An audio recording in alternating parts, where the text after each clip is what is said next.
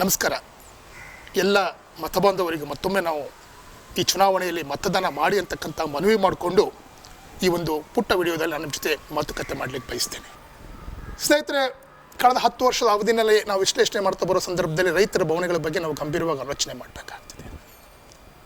ಡೆಲ್ಲಿನಲ್ಲಿರ್ತಕ್ಕಂಥ ರೈತರು ಕಳೆದ 2020ನೇ ದೊಡ್ಡ ಚಳುವಳಿ ಶುರು ಮಾಡಿದ್ದಾರೆ. 1 ವರ್ಷ 4 ತಿಂಗಳು 2 ದಿವಸ ದೊಡ್ಡ ರೈತರ ಚಳುವಳಿಗಳು ಡೆಲ್ಲಿಯ ಗಡಿಭಾಗದಲ್ಲಿ ಮಾಡಿದ್ದು ನಾವು ನೋಡಿದ್ದೀವಿ. ಅಲ್ಲಿ ನೂರಾರು ಅಂದರೆ 750ಕ್ಕೂ ಹೆಚ್ಚು ಜನ ರೈತರು ಮೃತಪಟ್ಟಿರೋದು, ಹೋರಾಟದ ಭಾಗವಾಗಿ ಹೋರಾಟ ನಡೆಸೋ ಸಂದರ್ಭದಲ್ಲಿ ಮೃತಪಟ್ಟಿರೋದನ್ನು ನಾವು ನೋಡಿದ್ದೀವಿ. ಏನಕ್ಕಾಗಿ ಇಷ್ಟು ದೊಡ್ಡ ಹೋರಾಟ ಈ ದೇಶದಲ್ಲಿ ಬಂದಿದೆ ಅಂತಕ್ಕಂಥದ್ದನ್ನು ನಾವು ವಿಶ್ಲೇಷಣೆ ಮಾಡಿದರೆ ಅವ್ರು ಕೇಳ್ತಾ ಇರೋದು ಏನು ಅಂತಂದರೆ, ನಾವು ಬೆಳೆದಂಥ ಬೆಳೆಗೆ ಬೆಂಬಲ ಬೆಲೆ ಕೊಡಿ, ಅದಕ್ಕೆ ಕಾನೂನಿನ ಮಾನ್ಯತೆ ಕೊಡಿ ಅಂತಕ್ಕಂಥದ್ದನ್ನು ಕೇಳ್ತಾ ಇದ್ದಾರೆ. ಆ ಬೆಂಬಲ ಬೆಲೆ ಸ್ವಾಮಿನಾಥನ್ ವರದಿಯ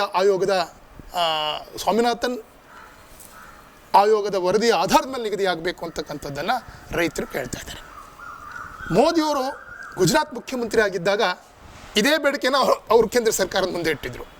ಈ ದೇಶದ ರೈತರಿಗೆ ಬೆಂಬಲ ಬೆಲೆ ಕೊಡಿ ಮತ್ತು ಕನಿಷ್ಠ ಬೆಂಬಲ ಬೆಲೆ ಕೊಡಬೇಕು ಮತ್ತು ಸ್ವಾಮಿನಾಥನ್ ವರದಿ ಜಾರಿಗೆ ಅವರು ಒತ್ತಾಯ ಮಾಡಿದರು. ಯಾವಾಗ ಅವರು ಗುಜರಾತ್ನ ಮುಖ್ಯಮಂತ್ರಿ ಆಗಿದ್ದಾಗ.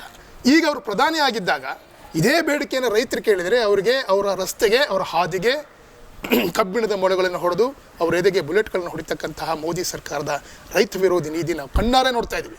ಇವತ್ತಿಗೂ ಕೂಡ ಈ ಚಳುವಳಿ ನಡೀತಾ ಇದ್ದರೂ ಕೂಡ, ಚುನಾವಣೆ ಹೊಸನಲ್ಲಿದ್ದರೂ ಕೂಡ ನಿಮ್ಮ ರೈತರು ಓಟೇ ಬೇಕಾಗಿಲ್ಲ, ನಾನು ಯಾವುದೇ ಕಾರಣಕ್ಕೂ ಕೂಡ ಬೆಂಬಲ ಬೆಲೆ ಪರವಾಗಿಲ್ಲ ಅಂತಕ್ಕಂಥದ್ದನ್ನು ಮೋದಿ ಹೇಳ್ತಾ ಇದ್ದಾರಲ್ಲ, ಇದ್ರ ಬಗ್ಗೆ ಈ ದೇಶದ ರೈತರು ಯೋಚನೆ ಮಾಡಬೇಕಾಗಿದೆ.